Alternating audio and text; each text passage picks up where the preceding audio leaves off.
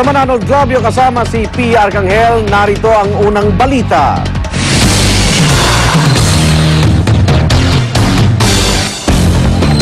Naghahanda ng Pamilya Credo para sa pagpapatuloy ng prayer vigil sa kanilang tahanan sa Bacoor, Cavite ngayong umaga. May live report si James Velasquez. James. Yes, Igan, kasalukuyan yan nagtitirik ng kandila ang Migrante International at ang Pamilya Credo dito sa tapat ng kanilang tahanan ilang oras bago ang promulgation sa OFW na si Ramon Credo.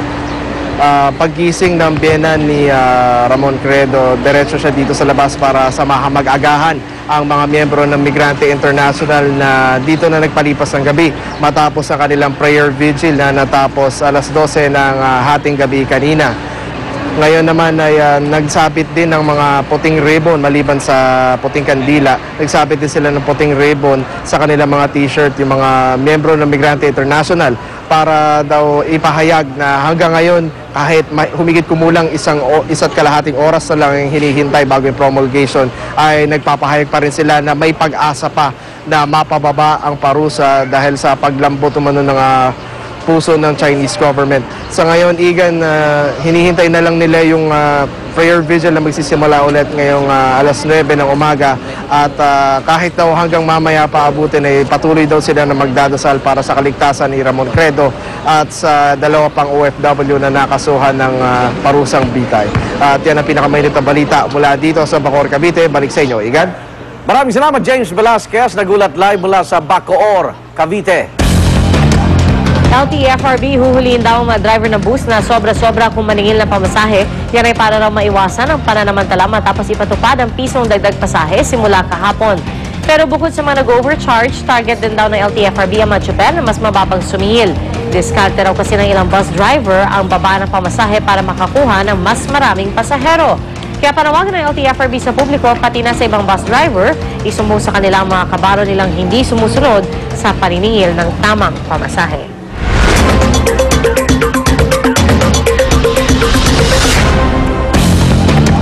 Lalaki patay sa pananaksak sa loob ng sariling junk shop sa Balanga, Bataan. Kinilalang biktima si Joel Liwanagan.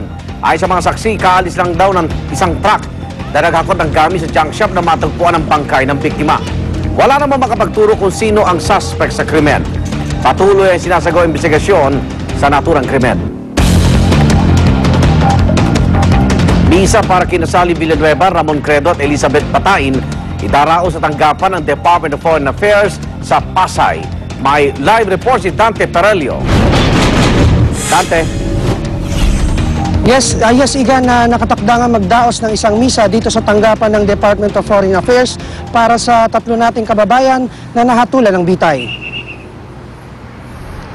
Anumang oras ngayong Igan ay inaasahang magsisimula na ang misa na gaganapin sa El Pidio Quirino Hall na nasa 14th floor ng main building ng DFA.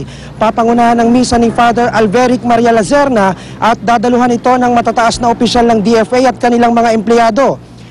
Isasagawa Igan ng misa bilang pakikiisa sa panalangin ng mga kaanak ni Sally Villanueva, Ramon Credo at Elizabeth Batain na huwag ituloy ang nakataktang bitay ngayong umaga.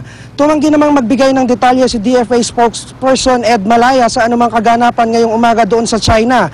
Hindi rin niya kinumpirma kung matutuloy o hindi ang pagbitay sa mga Pilipinong drug mule at kung may natanggap na komunikasyon ng ating pamahalaan mula sa Foreign Ministry ng China. Ito raw ay bilang respeto na rin Igan sa matinding pinagdadaanan ngayon ng mga kaanak ng tatlo nating kababayan na nahatulan ng bitay. Yan ang latest mula rito sa DFA. Balik sa'yo, Igan. Maraming salamat, Dante Perelio. Nagulat live mula sa Pasay.